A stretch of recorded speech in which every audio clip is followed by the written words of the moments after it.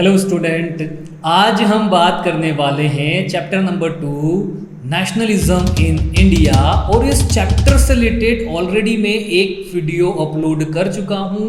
अगर आप लोगों ने वो वीडियो नहीं देखा है तो प्लीज़ पहले उसे वॉच करें ताकि आपको ये टॉपिक बहुत ही अच्छी तरीके से समझ में आएगा।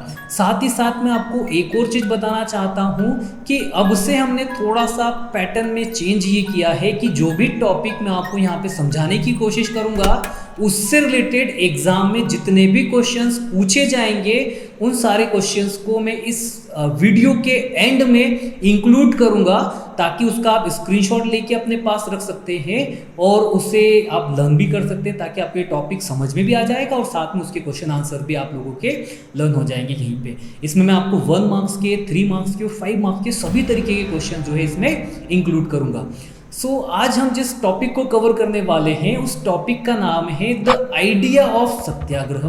क्या सत्याग्रह का आइडिया था, कैसे सत्याग्रह के कारण एक नेशन की किस्मत को ही चेंज कर दी गई है, वो हम यहाँ पे देखने वाले हैं। तो इसके पहले वाले वीडियो में हम लोगों ने क्या देखा था थोड़ा सा मैं बता देता हूँ ताकि हमारा ये टॉपिक जो है रिलेट हो जाए। हम लोगों को पता था कि 1914 से लेके 1918 के बीच में वर्ल्ड वॉर चल रही है और उस वर्ल्ड वॉर का हमारी कंट्री पे बहुत बड़ा इम्पैक्ट पड़ता है, स्पेशली इकोनॉमिकली एंड पॉलिटिकली उसका बहुत बड़ा इम्पैक्ट पड़ता है। और इसी वर्ल्ड वॉर के बीच में हमारी कंट्री के अंदर एक फेमस पर्सन जिनका नाम था मोहनदास करमचंद गांधी रिटर्न आते हैं। कहाँ से? अफ्रीका से। महात्मा गांधी को, जिनको हम महात्मा गांधी जी के नाम से जानते हैं, सो महात्मा गांधी जो है इंडिया में 9 जनवरी या 9 जनवरी 1915 को इंडिया आते हैं। लगभग 21 साल बाद, 21 ईयर के बाद इंडिया वो रिटर्न आते हैं और एक नए एक्सपीरियंस के साथ रिटर्न आते हैं। अब बोलोगे सर ये नया एक्सपीरियंस क्या है? तो देखो, नया एक्सपीरियंस ये था कि महात्मा गांधी जिस जगह पर रह रहे थे उसका नाम था साउथ अफ्रीका। और साउथ अफ्रीका की उस समय सिचुएशन ऐसी थी कि उस कंट्री के अंदर स्पेशली रंग भेद, जिसको बोलते हैं ना रेसिज्म, मतलब काले और गोरे रंग होने का बहुत ही बड़ा इम्पैक्ट था। वहाँ पे सिचुएशन ऐसी थी जो महात्मा गांधी के साथ भी एक बार हो गया था। और क्या इंसिडेंस था मैं आपसे थोड़ा सा शेयर कर देता हूं ताकि आपको टॉपिक भी अच्छे से समझ में आए। सो हुआ ये था कि महात्मा गांधी जी एक बार ट्रेन में जा रहे थे। उस ट्रेन में जाते हुए उन महात्मा गांधी जी को ट्रेन से जो टिकट चेकर, जिसको टीसी बोला जाता है, वो महात्मा गांधी जी को ट्रेन से उतार देते हैं। उनका जो सामान था उन सामान को भी फेंक देते हैं। अब आप लोगों को मन में सोच रहे हैं शायद हो सकता है महात्मा गांधी जी ने उस समय ट्रेन की टिकट नहीं होगी। नहीं, ऐसा बिल्कुल भी नहीं था। महात्मा गांधी जी के पास जेन्युइन टिकट थी। महात्मा गांधी जी करेक्ट ट्रेन में बैठे हुए थे। महात्मा गांधी जी करेक्ट जो कंपार्टमेंट, जो डब्बे थे उसके अंदर बैठे हुए थे।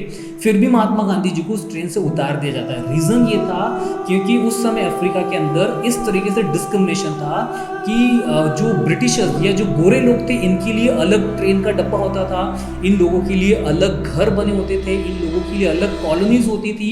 इवन इन लोगों के लिए जो प्राइवेट व्हीकल, जो प्राइवेट बस सोर्सेस होती थी ये भी अलग होती थी। और इवन इनके लिए जो टॉयलेट्स होती थी ये भी सेपरेट होती थी। इस तरीके से अफ्रीका की सिचुएशन थी जो आप लोगों ने क्लास 9th में पढ़ा था। तो यहाँ भी ऐसा ही होता है, महात्मा गांधी जी को ट्रेन से उतार देते हैं और महात्मा गांधी जी उनसे एक नए तरीके से, एक नई तरीके से वहाँ पे मूवमेंट लड़ते हैं। और वही मूवमेंट जिसको बोला जा सकता है मास एजिटेशन, मतलब लोगों को गैदर करके, लोगों को इकट्ठा करके उनको फाइट करा देते अगेंस्ट जो उनके साथ डिस्क्रिमिनेशन किया जा रहा है।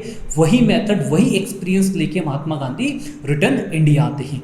और महात्मा गांधी जी का स्पेशली मानना था, महात्मा गांधी जी मानते थे द पावर ऑफ ट्रूथ, सच्चाई की ताकत, सच्चाई में बहुत ही ताकत होती है, ऐसा महात्मा गांधी जी का मानना था। महात्मा गांधी जी क्या कहते थे?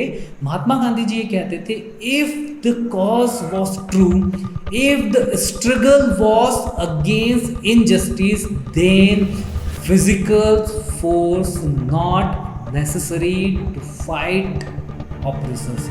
मतलब ये हुआ कि अगर आप सही हो, अगर आपका कारण सही है, अगर आप इनजस्टिस, किसी ने आपके साथ गलत करा है उसके लिए आप फाइट कर रहे हो, तो आपको फिजिकली वायलेंस, आपको फिजिकली उससे लड़ने की कोई ज़रूरत नहीं है। आप उससे बिना लड़े ही मीन्स नॉन वायलेंट से ही आप उसको हरा सकते हैं, ऐसा महात्मा गांधी जी का मानना था। और यही था सत्याग्रह। सत्याग्रह का मतलब क्या होता है? सत्याग्रह का मतलब ये होता है कि सत्य मीन्स आग्रह करना, बिल्कुल आग्रह करना, उनकी बात को मना कर देना। सत्य मतलब सत्यता से आग्रह करना किसी भी चीज़ को, उनकी बात को मना कर देना अगर वो गलत कर रहे हैं तो।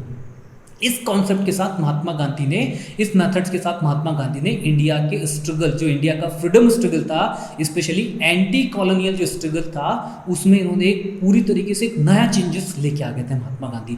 कैसे चेंजेस लेके आ गए थे? तो मैं महात्मा गांधी जी के बारे में स्पेशली 3 मेजर इवेंट्स के बारे में बताता हूँ जो महात्मा गांधी ने इंडिया में करे, स्पेशली साउथ अफ्रीका से आने के बाद। देखो, पहली चीज़ तो ये कि महात्मा गांधी फॉरेन से आए थे। आप लोग देखना जरा, हमारे यहाँ पे भी होता है ना, जब भी कोई आदमी फॉरेन चले जाता है तो फॉरेन से रिटर्न आने के बाद बिल्कुल ऐसा जेब में हाथ डाल के घूमेगा कि बहुत अब बड़ा काम कर लिया, बहुत बड़ी उसने अब तीर मार लिया है। लेकिन महात्मा गांधी जी ऐसे नहीं थे। महात्मा गांधी जी फॉरेन अफ्रीका से रिटर्न आने के बाद उन्होंने रिटर्न आते से ही इंडिया के अलग अलग पार्ट्स, अलग अलग कंट्रीज, इंडिया के अलग अलग जो रीजन था वहाँ पे वो जाते थे, मूव करते थे, वहाँ पे जाके देखते थे कि वहाँ की क्या सिचुएशन है। इसी तरीके से एक इंसिडेंट महात्मा गांधी जी के सामने आता है जिसको बोला जाता है चंपारण का सत्याग्रह, जो चंपारण सत्याग्रह के नाम से फेमस है। जो स्पेशली अगर आप डेट में देखोगे तो आपको 2 डेट्स दिखाई देती है। अगर आप बुक में सर्च करोगे तो बुक में आपको लिखा हुआ है 1916। अगर आप इसी चीज़ को नेट पे सर्च करोगे कि चंपारण सत्याग्रह कब है तो आपको वो दिखाई देगा 1917। तो आपके माइंड में क्वेश्चन आएगा कि सर करेक्ट और एग्जैक्ट डेट क्या है? तो देखो, करेक्ट इसकी डेट ये थी कि महात्मा गांधी जो थे ना, महात्मा गांधी जी ने 1916 को एक कांग्रेस का सेशन था जिसको बोला जाता है 31st कांग्रेस का सेशन था जो लखनऊ के अंदर था।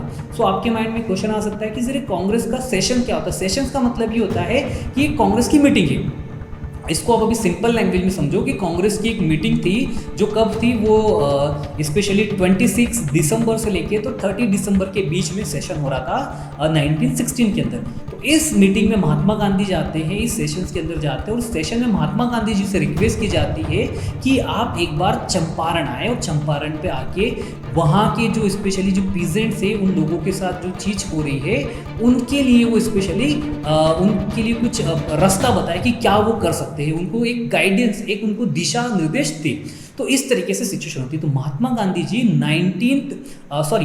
10 अप्रैल 1917 को जो है वो चंपारण आती है। अब चंपारण की क्या सिचुएशन थी तो मैं थोड़ा चंपारण के बारे में बता देता हूँ। देखो, मैं वीडियो में फुल डिटेल में एक्सप्लेन कर रहा हूँ एक एक टॉपिक। अगर आप बुक में देखोगे ना तो ये कोई भी डेट आपको नहीं मिलेगी, कोई भी चीज़ नहीं। वहाँ पे एक एक लाइन में आपको बता दिया गया कि महात्मा गांधी चंपारण गए, महात्मा गांधी खेड़ा गए और Mahatma Gandhi cotton mill workers जो अहमदाबाद में था इनके लिए उन्होंने सत्याग्रह करा। पर क्या सत्याग्रह था, कैसे करा, क्या सिचुएशन थी, वो समझना बहुत ही जरूरी है, तभी तो हम टॉपिक को अच्छी तरीके से समझ में पाएंगे। तो चंपारण की बात करें तो चंपारण आज की तारीख में इंडिया में हम देखें तो इंडिया के बिहार स्टेट्स के अंदर चंपारण डिस्ट्रिक्ट में था और आज चंपारण 2 अलग अलग डिस्ट्रिक्ट में बटा हुआ है। ईस्ट और वेस्ट के नाम से चंपारण अलग अलग है।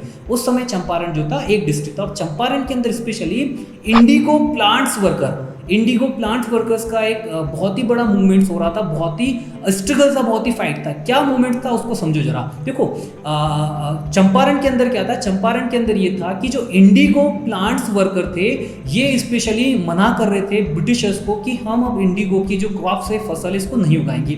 तो आपके माइंड में क्वेश्चन आ सकता है कि सर ऐसा क्यों मना कर रहे थे, क्या रीजन था और ये इंडिगो क्या होता है? देखो, इंडिगो जिसको हम हिंदी में शायद नील बोल सकते हैं और इसका यूज किया जाता था स्पेशली फैब्रिक को कलर करने के लिए, फैब्रिक को डाई करने के लिए, दैट मीन्स की कलर करने के लिए इसका यूज किया जाता था। और इस वर्ल्ड वॉर के दौरान क्या हुआ, जब ये वर्ल्ड वॉर चल रही थी ना, उस वर्ल्ड वॉर से पहले इंडिगो का एक रिप्लेसमेंट जिसको बोला जा सकता है, जिसको इंडिगो की जगह यूज किया जाता था, जो है आर्टिफिशियल जो डाइंग कलर था जो बनाया गया था वो जर्मनी ने बनाया था और जर्मनी इसे यूज करा था। लेकिन वर्ल्ड वॉर के कारण ये जो इंडिगो जो था ना ये इतना मार्केट में अवेलेबल नहीं था और वापस से इसी इंडिगो की डिमांड मार्केट में इंक्रीज हो जाती है। मतलब वर्ल्ड वॉर के कारण वापस से इंडिगो जो प्लांट्स है, जो फसल है, इसकी डिमांड वापस से बढ़ जाती है। और ब्रिटिशर्स भी स्पेशली फोर्सफुली लोगों से कहते थे कि आप लोग इस प्लांट्स को स्पेशली अपने खेत पे ग्रो करें, ठीक है, उनके लिए कंपलसरी था। अब फार्मर्स इसका क्यों मना करते थे? इसका मना करने का दो रीजन था। पहला तो ये कि जब भी इंडिगो कहीं उगाया जाता तो उसके लिए सबसे ज्यादा किस चीज की रिक्वायरमेंट थी? उसके लिए सबसे ज्यादा हाई वाटर की वहां पे रिक्वायरमेंट होती थी। और सेकेंड, इंडिगो जब उगा दिया जाता है ना, जब फसल को काट लिया जाता है, उसके बाद वो लैंड को इनफर्टाइल, मतलब जो फसल कटने के बाद जमीन इतनी ज़्यादा फर्टाइल नहीं होती, जो लैंड होता है ना वो इतना ज़्यादा फर्टाइल नहीं होता है। ये सबसे बड़ा प्रॉब्लम का रीज़न था। मतलब लोगों को फसल उगाने में प्रॉब्लम नहीं थी, लोगों को प्रॉब्लम ये थी कि इसके लिए एक तो पानी भी बहुत लग रहा है, सेकंड नंबर पे ये फसल होने के बाद जो जमीन है, जमीन की क्वालिटी जो है वो डिक्रीज होते जाती है, और थर्ड नंबर पे इनको उसके लिए इतना पैसा भी नहीं दिया जाता है उस फसल के लिए। तो ये बड़ी बड़ी तीन प्रॉब्लम थी। इन सारी प्रॉब्लम के लिए क्या करते हैं लोग को समझ में नहीं आता कि क्या करें, तो स्पेशली राजेंद्र प्रसाद और महात्मा गांधी जी को लेके आते हैं और चंपारण के अंदर लेके आते हैं। महात्मा गांधी क्या करते हैं? महात्मा गांधी इन सारे जो ये इंडिगो प्लांटर्स जो स्पेशली पीजेंट थे, इन सारे पीजेंट से को बताते हैं कि आप लोगों को कुछ नहीं करना है, आप लोगों को बिल्कुल सत्य का आग्रह करना है। सत्य मीन्स जो ट्रूथ था, जो सच्चाई, उसको आपको रिस्पेक्टफुली, ईमानदारी से बताने की कोशिश करना है। अच्छा, इसके साथ एक छोटा सा और इंसिडेंस है जो मैं आप लोगों को शेयर कर देता हूँ। महात्मा गांधी जब चंपारण जाते हैं ना, तो महात्मा गांधी जैसे ही चंपारण पहुँचते और चंपारण पे जैसे ही उतरते, महात्मा गांधी जी के पास एक वारंट आ जाता है। मतलब महात्मा गांधी जी के पास एक मजिस्ट्रेट का लेटर आ जाता है, और जिसमें कहा जाता है कि महात्मा गांधी जी को जेल में बंद कर दिया जाएगा। और महात्मा गांधी जी उसके रिप्लाई में कहते हैं कि आप लोग मुझे जेल में डाल सकते हैं, अगर आप लोगों ने मुझे जेल में डाला है तो जो अदर वर्कर्स, जो स्पेशली जो अदर पीजेंट से, जो किसान थे, उन किसान से महात्मा गांधी जी रिक्वेस्ट करते हैं, आप लोगों को जरा भी टेंशन लेने की जरूरत नहीं है, आपको जरा भी पैनिक में आने की जरूरत नहीं है, आपको कोई भी वायलेंस करने की जरूरत नहीं है। क्यों नहीं करने की जरूरत है? क्योंकि मैंने मजिस्ट्रेट की आज्ञा का पालन नहीं करा है, तो जाहिर है ये लोग मुझे जेल पहुंचा सकते हैं, बट आपको इसको एक्सेप्ट करना है। मतलब महात्मा गांधी जी ने नॉन वायलेंस का जो कॉन्सेप्ट था वो लोगों को फॉलो करने के लिए कहीं ना कहीं एक फोर्सफुली उनको बताने की कोशिश करी, और लोग भी एक्सेप्ट कर लेते। फोर्सफुली नहीं करा महात्मा गांधी जी की सारी चीज़ मानो, बट लोगों को लगा कि महात्मा गांधी जब कह रहे हैं तो उनकी बात मानी जाए, और लोग उसी चीज़ को, उनकी बात को मानते हैं। और फाइनली 19 अप्रैल को जाके ये सत्याग्रह का उनको सक्सेस मिल जाती है। और इनकी जो डिमांड थी, क्या डिमांड थी? स्पेशली जो इंडिगो प्लांट्स की डिमांड थी कि थोड़ा सा इनको पैसा ज़्यादा मिला जाए, ये जो क्रॉप नहीं करना चाहते तो उस चीज़ को एक्सेप्ट कर लिया जाता है। मतलब महात्मा गांधी जी ने अपना सबसे पहला सत्याग्रह का जो कॉन्सेप्ट था, जो मूवमेंट था, वो कहाँ स्टार्ट करा? वो चंपारण में स्टार्ट करा। कब स्टार्ट करा? 1916 और 1917 के अंदर। इसी के साथ साथ महात्मा गांधी सेकेंड सत्याग्रह लॉन्च करते हैं, जिसका जो होता है खेड़ा के अंदर। अब ये खेड़ा कहाँ है? तो खेड़ा प्रेजेंट डेट में इंडिया के गुजरात के अंदर खेड़ा मिलेगा। और यहाँ पे जो खेड़ा मूवमेंट था, स्पेशली यहाँ पे मूवमेंट ये था, पीजेंट्स का मूवमेंट था। इस मूवमेंट के अंदर क्या था कि जो टैक्स रेवेन्यू था, जो बढ़ा दिया गया था, उस टैक्स रेवेन्यू के अगेंस्ट ये मूवमेंट होता है। यहाँ भी सिचुएशन समझो जरा। गुजरात के अंदर क्या था? गुजरात की खेड़ा की बात करें तो हमको पता है कि इंडिया के बहुत सारे हिस्सों में कहीं ना कहीं, मैंने आपको पहले वीडियो में बताया था कि क्रॉप फेलियर, फसल जो है खराब हो रही थी, और उस क्रॉप फेलियर के कारण महात्मा गांधी जी को भी लगा कि हाँ, यहाँ की फसल जो है खराब हो गई है। महात्मा गांधी जी खेड़ा आते हैं, और खेड़ा में जो ये पीजेंट थे, उन पीजेंट्स की बात को महात्मा गांधी सुनते हैं। उनकी बात को सुनने के बाद महात्मा गांधी जी जो है स्पेशली ब्रिटिशर्स को बोलते हैं कि आप लोग इनकी जो टैक्स की, या जो टैक्स है, या जो रेवेन्यू, इसको ना बढ़ाया जाए, और सेकंड, जितना रेवेन्यू है या जो बाकी का रेवेन्यू, उस रेवेन्यू को हटा दिया जाए, इन लोगों पे इस तरीके से बर्डन ना दिया जाए, क्योंकि फसल बिल्कुल भी नहीं है। महात्मा गांधी जी ने खुद उन एरियो का विजिट करा। महात्मा गांधी ने खुद ऑब्जर्व करा कि शायद 25% के आसपास, 25 पैसा है, 25 पैसा, जो 25% जो क्रॉप्स है वही कहीं कहीं अवेलेबल, और कहीं कहीं पे वो भी नहीं है। कंडीशन बहुत खराब है इन किसानों की, इन पीजेंट्स की। तो आप प्लीज़ यहाँ पे क्या ना करें, टैक्स ना इंक्रीज करें, ना ही साथ साथ में जो रिमेनिंग टैक्स बचा हुआ उस टैक्स को माफ कर दिया जाए। तो इनकी जो ये डिमांड थी, ये डिमांड भी फाइनली फाइनली महात्मा गांधी जी के इस मूवमेंट्स के कारण, सत्याग्रह मूवमेंट्स के कारण जो आग्रह था वो आगे जाके एक्सेप्ट कर ली जाती है। अच्छा, यहाँ भी एक इंटरेस्टिंग चीज होती है, जो वल्लभ भाई रहते हैं ना, वल्लभ भाई से महात्मा गांधी एक चीज का रिक्वेस्ट करते कि आप गांव गांव जाए और वहाँ पे एक प्लेज, एक वहाँ पे प्रतिज्ञा, एक फॉर्म फिल करवाए आप सभी लोगों से। और फॉर्म में क्या लिखा रहता है? फॉर्म में ये लिखा रहता है कि आप लोगों को, सभी किसानों को कोई भी वायलेंस, कोई भी हिंसा नहीं करनी है। दैट मीन्स कि नॉन वायलेंस से आपको ये सारे के सारे मूवमेंट करना है। अगर आप लोगों ने हिंसा करी है तो मैं इस मूवमेंट से चले जाऊंगा। मतलब महात्मा गांधी जी का तो इतना मानना था कि अगर कोई व्यक्ति मेरा गर्दन, मेरे अगर गला भी दबा दे, मुझे मार भी दे, तो शायद मुझे इतना दुख नहीं होगा जितना दुख मुझे मेरी बात को न मानने पे, स्पेशली वायलेंस करने पे, स्पेशली हिंसा करने पे होगा। तो महात्मा गांधी जी इस तरीके से नॉन वायलेंस के कंसेप्ट पे यहाँ पे थे।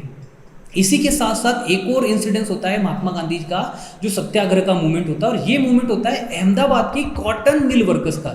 यहाँ पे दो अलग अलग ग्रुप रहते हैं। यहाँ पे क्या रहता है, एक साइड अहमदाबाद की जो गुजरात के जो मिल ओनर्स रहते हैं ये रहते हैं, और सेकेंड साइड जो वर्कर्स थे, इन वर्कर्स के बीच में एक प्रॉब्लम क्रिएट होती है। प्रॉब्लम क्या रहती है, क्योंकि उस समय मैंने आपको बताया था फर्स्ट वीडियो के अंदर कि वहाँ पे 1920 के आसपास, 1918 से लेके 1920 तक कंट्री में और इवन वर्ल्ड में इन्फ्लुएंजा एपिडेमिक नाम की एक डिजीज जो है वो स्प्रेड हो रही थी।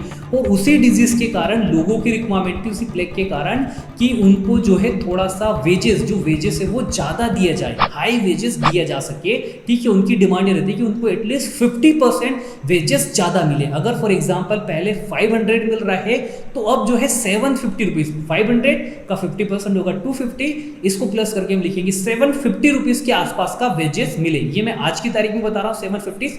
हो सकता है उस समय करेंसी की वैल्यू कम होगी, तो जिसके कारण वो कुछ अमाउंट कुछ और होगा, ताकि आपको समझाने के लिए बता रहा हूँ। तो क्या यहाँ पे प्रॉब्लम थी? प्रॉब्लम ये थी कि जो अहमदाबाद के जो ऑनर्स थे, ऑनर्स ने क्या करा, ऑनर्स ने पूरा जो प्रॉफिट था, वो पूरा रेवेन्यू का जो प्रॉफिट जो मिल्स था वो पूरा लेना चाहते थे। लेकिन वर्कर्स की डिमांड थी कि उनको एटलीस्ट उस प्रॉफिट से 50% हाई वेजेस दी जा सके। और मिल ओनर्स जो थे वो चाहते थे कि हम आप लोगों को 20% देंगे। और इसी महात्मा गांधी जी के इसी स्ट्रगल, इसी सत्याग्रह के आइडिया के कारण, इसी नॉन वायलेंस के आग्रह के कारण जो है मिल ओनर्स उनकी बात को एक्सेप्ट कर लेते हैं और फाइनली 35% जो है रेवेन्यू या 35% जो है हाई वेजेस देने के लिए तैयार हो जाते हैं। तो इस तरीके से हम लोगों ने देखा कैसे महात्मा गांधी जी ने नॉन वायलेंस के कॉन्सेप्ट के साथ अलग अलग जगह पे सत्याग्रह करा। वो चंपारण में करा जो 16 में था, 17 में उन्होंने खेड़ा के अंदर करा, 18 में अगर हम बात करें अहमदाबाद में करा।